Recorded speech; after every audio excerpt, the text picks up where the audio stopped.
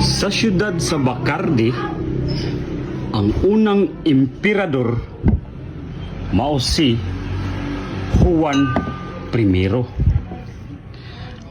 65 years siya nga namuno.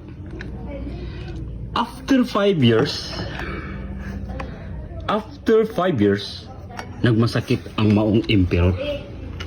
Ug gipatawag niya ang tanan niyang masinaligan kay magsilik siya kung kinsay iyang isunod ng pagka-emperador. Ang iyang napilian mao si Chivas Regal. Niingon din ng emperador, pamili sa akong mga tanan sakyanan kung unsay mo ganahan kay ihatag nako.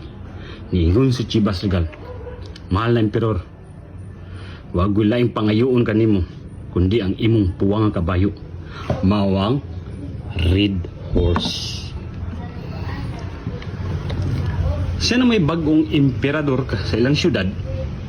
Samtang nagsuri-suri si Emperor Chivas sa ilang syudad, kanon siya perting mingawa sa ilang lugar. Ug nakailan niya si Maria Clara. Mamaoy, nag-ingon kaniya, imo pa ni mahal na emperor, imo pa ni himuan og mga kalingawan ang atong syudad para ang mga tao malingaw. Kung nakuno na si Emperor Chivas, tinuod no, ang mga tao puro lang trabaho, huway. O karon usbon kong pamalaod. Sa usa ka semana, adlaw Domingo way trabaho, ug maglingaw-lingaw ang tanang tao.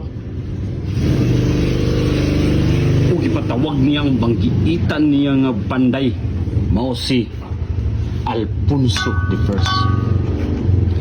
Ingon sa Alfonso, mahal na emperor, unsa may ipabuhat ni kanako? Maghimo kitag mga bar diri sa atong syudad. Yakin sa may manage ay kabalaka na ako'y nakaila si Maria Clara. Ya kuya ra ba kini mahal na emperor? Kinahanglan gyud ta inig mga gahyo ug isog nga mga tawo nga mobantay. Ayaw kabalaka, Alfonso. Kad naa ako'y duha ka fighter nga sinaligan nako. Si Kulapo ug si San Miguel.